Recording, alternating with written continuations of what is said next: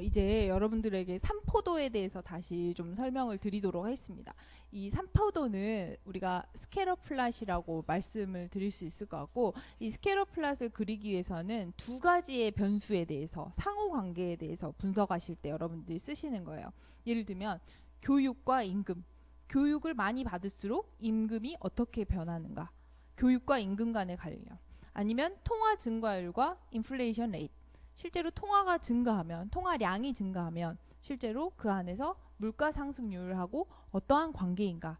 그리고 학급 규모와 성적, 학급 규모, 제가 항상 말씀드린, 앞쪽으로 앉을수록 성적이 높다. 제가 상관관계 분석을 해봤다니까요, 여러분 진짜. 근데 정말 높았어요. 0.7 이상이었습니다.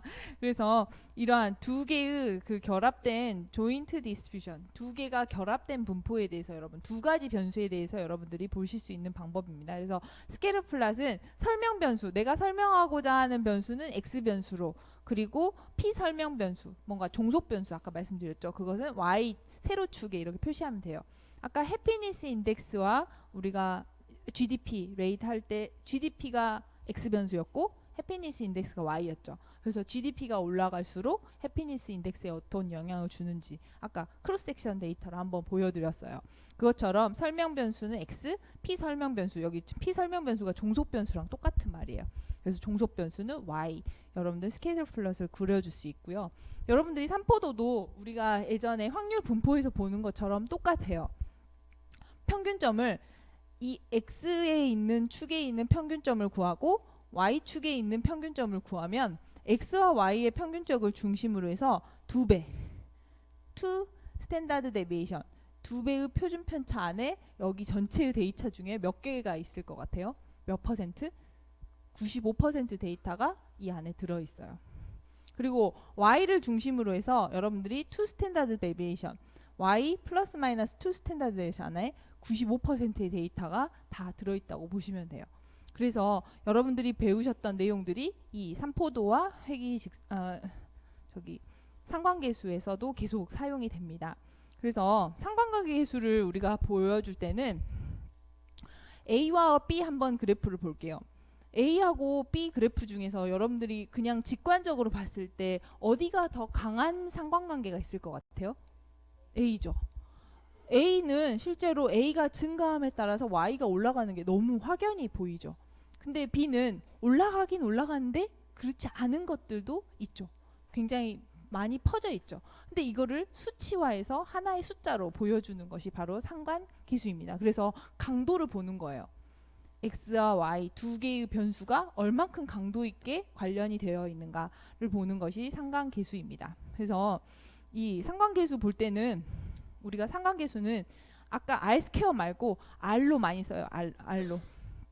코릴레이션 코이피션트 CORRELATION이잖아요. 그래서 R이 두 개인데 그 R 두 개 중에 하나로 표시를 해서 R로 우리가 많이 표시를 해요. 그래서 이제 뒤에 식이 나오는데 이 식이 나오기 전에 여러분들이 그 삼포도만 가지고도 이 상관계수 값이 얼마나 나오는가, 아까 이거는 굉장히 우리가 이 선형상에 다 점이 나와 있죠. 그러면 여기서 0.95만큼의 상관관계를 가지고 있다. 여기서는 0.90만큼, 조금 덜한 0.80, 0.60, 그리고 0.4, 그리고 0의 상관관계를 갖고 있다. 그러면 굉장히 구름처럼 넓게 퍼져 있는 거예요. 실제로 X와 Y가 어떤 관계를 가지고 움직이지 않는다라고 생각하시면 될 것 같아요. 근데 이것들은 다 양의 상관관계를 갖고 있는 거죠. X가 증가할 때마다 Y도 증가하는 그러한 것들을 볼 수 있고, 그래서 상관관계는 마이너스 1부터 1까지를 이렇게 갖고 있고요. 상관관계 1이다, 혹시 마이너스 1이다 이런 걸 보면 퍼펙트 코릴레이션, 완전 상관이라고 부릅니다. 그래서 요거 이제 이 구하는 구하는 식은 여러분 이렇게 생겼어요. 이렇게 생겼는데 어떻게 생각하시면 되냐? 지금 내가 갖고 있는 지금 첫 번째 절차 말고 두 번째 절차를 한번 보여드릴게요. 두 번째 절차, 우리가 요 식 어디서 많이 본 것 같으시죠? n-1에 x에서 x 평균을 빼서 루트 민 스퀘어, 이거 기억나시죠? 이게 무슨 공식이었죠? 표준 편차. 네.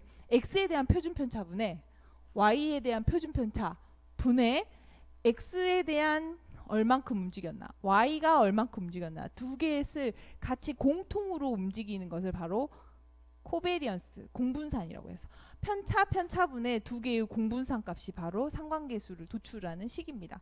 굉장히 쉽죠. 근데 그 중에서 이 아래에 여기 n-2를 다 빼보세요. n-1을 다 빼면 그 앞에 있는 식처럼 되는 거죠. 그래서 간단하게 실제로 여러분들이 다 아셨던 표준 편차식 분의 두 개의 코베리언스 값이다. 아, 공통으로 분산하는, 공통으로 움직이는 것 분의 각각의 편차를 실제로 나눠준 거구나 라고 생각하시면 될 것 같아요. 상관계수. 어렵지 않죠? 네. 쉽지도 않지만 어렵지도 않는. 네. 그래서 상관관계의 특징은 단위를 갖고 있지 않아요. 0.70 상관관계다 그러면 70%의 상관관계다 이렇게 얘기하지 않아요. 우리가 어떤 단위를 갖고 있지 않고 우리가 측정 단위하고는 독립적으로 해피니스 인덱스와 GDP 간의 상관관계는 0.7의 상관관계를 갖고 있다라고만 여러분들이 기술하시면 됩니다. 그래서 방향성을 갖지 않고 그 x와 y의 상관계수와 y와 x의 상관계수가 같기 때문에 여러분들이 삼각형 밑부분만 여러분 써져 있어도 윗부분도 똑같은 숫자가 나온다라고 이해하시면 될 것 같아요. 그래서 상관관계가 안 쓰일 수 있는 데가 있어요. 상관관계를 써봤자 유용하지 않은 경우, 아까 제가 챌린저호 폭발할 때 말씀드렸죠. 아웃라이어가 있으면 상관계수를 완전 이 선형의 관계를 설명해내지 못하겠죠. 그래서 이러한 아웃라이어가 있을 경우는 상관계수가 유용하지 않아요. 아웃라이어를 실제로 아웃라이어가 상관계수 값을 확 낮춰버리기 때문에.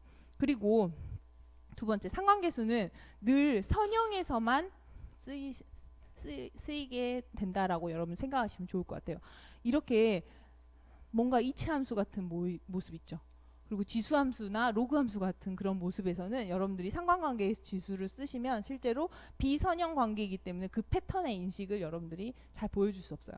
그러면 사실 그렇게 얘기하시면 돼요. 상관관계 지수가 나와주면 그 둘 간에는 이러한 비선형 관계를 띠고 있구나라고 생각을 하시면 되겠죠.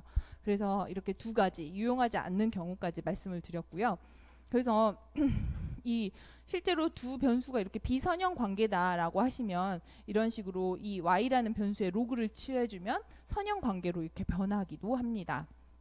그래서 이게 이제 유명한 나폴레옹이 러시안 캠페인이라는 러시안 침공을 했던 1812년 당시에 나폴레옹이 그랜드 아미, 사실 모스크바를 실제로 침공을 하면서 계속해서 프랑스에서 출발해서 모스크바까지 걸어가서 그 행군을 이끌고 돌아왔던 그 전체의 행군의 누적한 킬로미터를 쭉 x값에 표시를 했어요.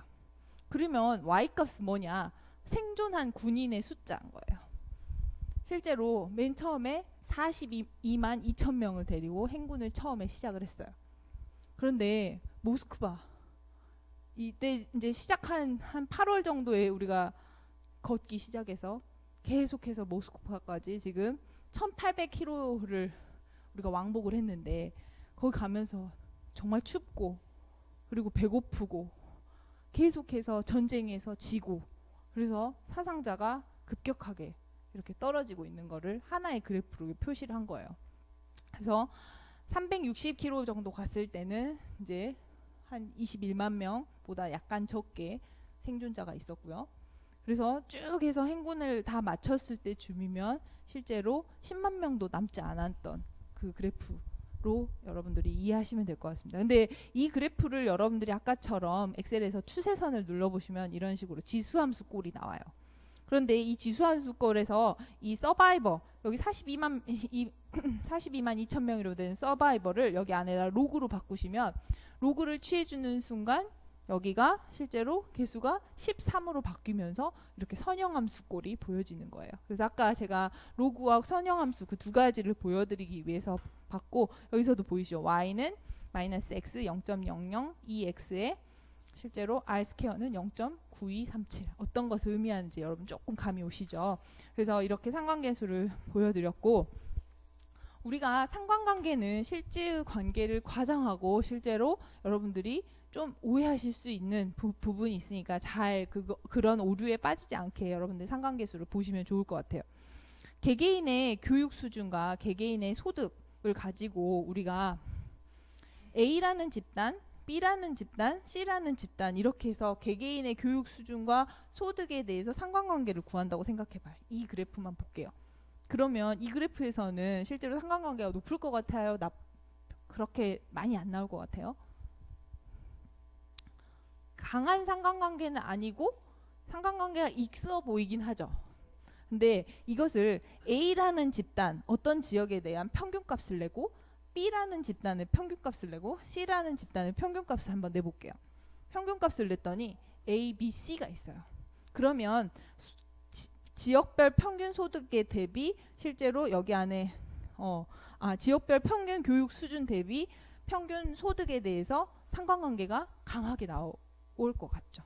그래서 우리가 이것에 대해서 개인별로 봐야 되는 걸 이런 식으로 평균을 내버리면 굉장히 강한 상관관계로 바뀐다는 거. 그래서 여러분들에게 선형에 대한 그 상관관계를 과장하는 부분을 좀 설명을 드렸습니다. 그래서 자유무역 FTA와 경제성장 간의 이 상관계수에서 여러분들이 자유무역을 하면 경제성장과 굉장히 강한 상관관계가 있다라고 많이들 생각을 하세요. 그래서 뭔가 실제로 FTA를 체결한 국가들 보면 경제성장을 이미 잘 이뤘거나 그리고 앞으로의 탄탄한 경제성장이 예상되는 국가들이 FTA를 체결한다라는 어떤 여러분들이 스테레오타입을 갖고 계신데, 그러면 자유무역을 하는 것이 실제로 경제성장의 원동력이라고 할 수 있나 한번 생각을 해볼게요. 그런가요? 자유무역을 하는 것이 경제성장의 원동력인가? 잘 모르겠죠. 그럴 수도 있고 그렇지 않을 수도 있고, 또 후진국에서도 자유무역을 할 수도 있고.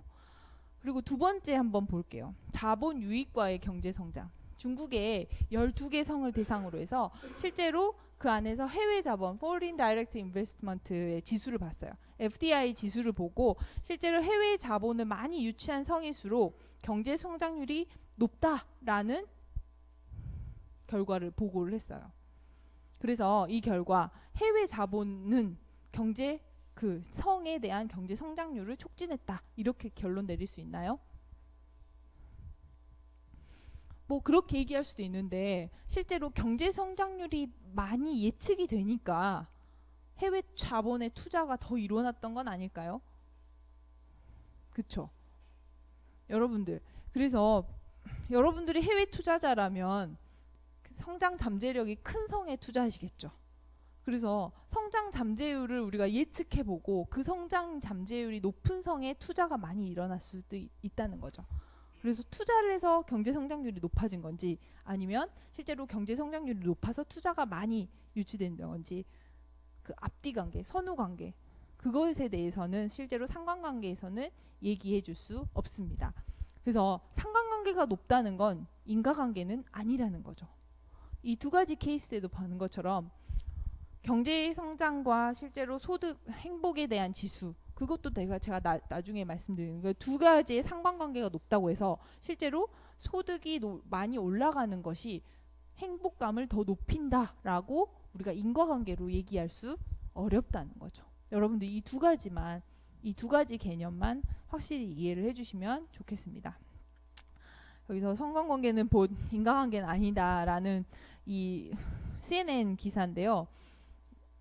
Rare cancer deaths가 linked to the breast implant. 그러니까 유방에 대한 보형물을 넣었을 때 실제로 이런 rare cancer와 죽음으로 이루어지는 것이 실제로 영향이 있다, 링크가 되어 있다, 상관계수가 있다라는 어떠한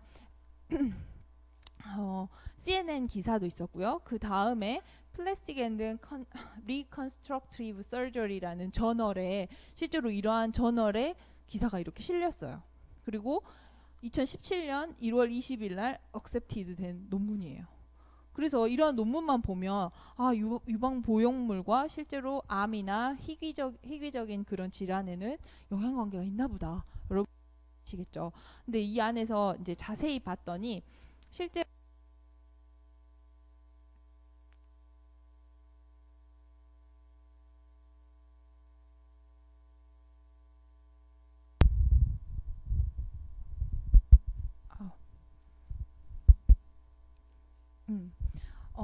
이 중에서 발병률에 대한 것은 미국에서 연간 1억 명 중 3명 0.0000003%로 보고되었고, 텍스처즈 보형물에 대해서 어떤 텍스처드된 플라스틱 서저리를 하는 그 보형물에 대해서만 100만 명 중 2.03명. 그래서 라이프타임에 대한 발병률은 100만 명 중에 33명이 되었어요. 어때요? 여러분들이 상관관계를 자꾸 이렇게 보고 상관관계에 대해서만 어떤 인과관계로 도출을 하려고 하시다 보면 이러한 여러 가지 그러한 오류에 빠지시게 될 수도 있고, 그리고 이 정확한 그 비율이나 퍼센테이지를 평균으로 우리가 바꿔서 그런 희귀 질병, 뭐 전체적인 질병이 아닌 전체적인 평균값을 내버리면 굉장히 높은 것처럼 이렇게 보여지게 되죠. 그래서 여러분들이 이러한 상관계수와 실제로 이 상관관계가 인과관계로 혼돈은 안 하셨으면 좋겠습니다. 그래서 상관계수를 본다고 해서 여러분들이 그럼 이것이 이것에 영향을 더 미치나, 이렇게는 생각을 안 하시면 좋겠습니다. 그래서 아까 상관관계를 엑셀로 분석하기 제가 말씀을 드렸죠. 몇 이상이 상관관계가 높다고 할 수 있는가. 상관관계 수치는 몇부터 몇까지 나올 수 있나. 마이너스 1부터 1까지 이렇게 나올 수 있다고 했고, 상관관계가 높은 변수들을 어떻게 사용할 수 있나. 이런 것들을 좀 질문을 하면서 여러분들한테 상관관계 얘기를 조금 더 드리도록 하겠습니다. 그래서 엑셀로 분석하는 부분은 이제 설명을 한번 드렸고요.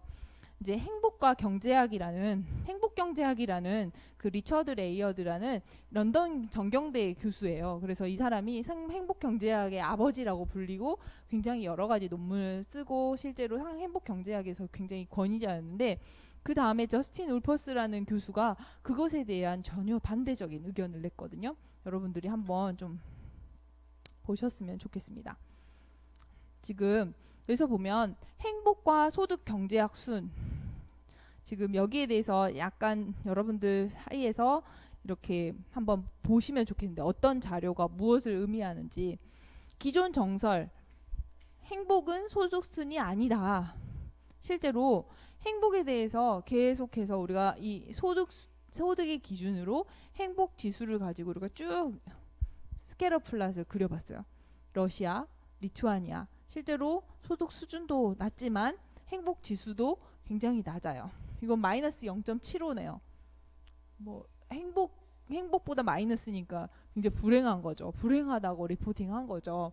그런데 여기 보면 더 가난한데 더 행복한 인도 나라도 있고요. 그래서 보면 중국도 인도보다 조금 잘 살지만 행복도는 인도보다 더 높고요. 여기서 볼까요? 나이지리아는 실제로 인도랑 거의 비슷하거나 더 못 사는데도 불구하고 행복지수는 굉장히 높은 나라로 보여지네요. 그리고 여기도 한번 볼까요? 우리가 알고 있는 서유럽 국가들이 지금 실제로 GDP도 높고 그다음에 행복지수도 굉장히 높은 걸로 보여져요. 그런데 행복지수는 똑같이 실제로 GDP는 덴마크나 네덜란드, 아이슬란드랑 비슷한데 실제로 행복하지 않다고 느끼는 일본이나 이탈리아, 이스라엘 이런 나라들도 보이시죠. 그래서 실제로 행복과 소득 수준, 이 행복은 소득 수준과 실제로 상관관계가 그렇게 크지 않다라는 기존에 이렇게 정설이 있었어요. 근데 대한민국은 딱 중간에 있죠. 우리는 역시 중립을 잘 유지하는 소득 수준도 한 중위 정도의 수준이고 행복도 중간 정도 가는 이런 국가로 이렇게 보여지네요. 그런데 이것을 어떻게 했냐. 행복은 소득 수지 맞다라고 주장했던 지금 이 저스틴 울퍼스 이 사람이 실제로 리처드 레이어드 교수가 했던 기존의 행복 경제학을 뒤집고 이걸 봐라, 이 데이터를 봐라, 그렇지 않다라고 얘기를 했어요. 한번 볼까요? 이 데이터에서는 이 쭉 되어진 이 선이 뭘 말할까요? 여러분, 인도네시아가 여기서부터 여기까지 쭉 선이 되어 있고 태국이 이렇게 쭉 선이 되어 있고 대한민국이 이렇게 쭉 선이 되어 있어요. 이 선이 무엇을 의미할까요?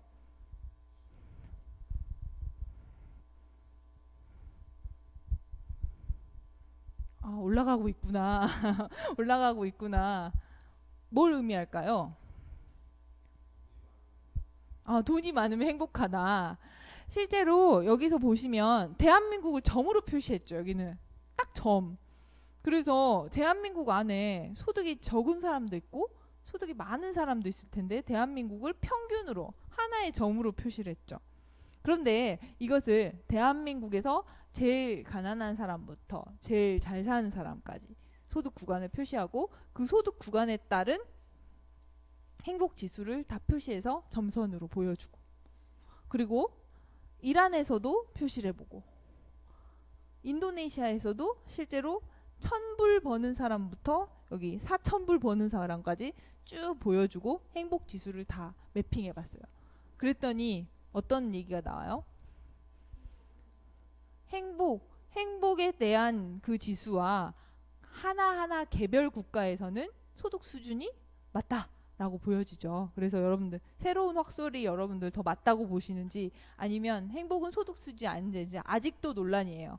그런데 여러분들 어떠한 그래프로 행복은 소득 수준이다 아니다 설명하고 싶으신지 한번 여러분 과제에서도 한번 여러분 그러한 지수들을 한번 구해보시면 좋을 것 같아요. 그래서 제가 몇 개 더 가져왔거든요. 이제 사실 이거 세대별 행복 지수와 소득 수준 한번 볼게요. 이거 현대경제연구원에서 보여지는 소득에 대한 계위인데 여기서는 나이대별로 20대, 30대, 40대, 50대, 60대 실제로 가처분 소득이라는 게 자기가 이미 다 지불하고 소득 세금에 대한 부분까지 다 지불하고 내가 실제로 사용할 수 있는 가처분 소득, 실질 임금에서의 가처분 소득을 이렇게 봤을 때 우리가 20대, 30대, 40대, 50대까지 피크를 찍고 그 다음부터 60대부터 갑자기 이렇게 내려오죠. 이 그래프 맞는 것 같죠? 그런데 이걸 가지고 경제적인 행복감을 이렇게 이제 추론해서 봤더니 경제적 행복감이 실제로 이 안에서 손은 더 많이 버는데 경제적 행복감은 계속 떨어지는 거예요. 이거는 또 좀 다른 얘기네요. 아까 분명히 대한민국 국민 제일 소득 하위 계층 12부터 소득 상위 계층 99%까지 우리가 쫙 봤을 때는 행복순위 올라가는 것처럼 보였는데 이거를 나이대별로 나누니까 또 전혀 다른 그래프가 보여지네요. 그렇죠. 재밌죠, 여러분? 저만 재밌나요? 그래서 실제로 그 이스털린이라는 학자가 소득은 행복과 비례하지 않는다. 그래서 이스털린의 역설. 그래서 돈이 무한정 많아지면 우리 행복도 무한정 커지냐? 그렇지 않다라는 얘기를 했어요. 그러면서 뭘 보여줬냐면 그 이스털린이라는 그 경제학자가 소득이 일정한 수준에 이르고 우리가 기본적인 어떠한 욕구가 충족이 되면 그 이후부터 소득의 증가는 더 이상 행복을 감안해주지 않는다라고 얘기를 했어요.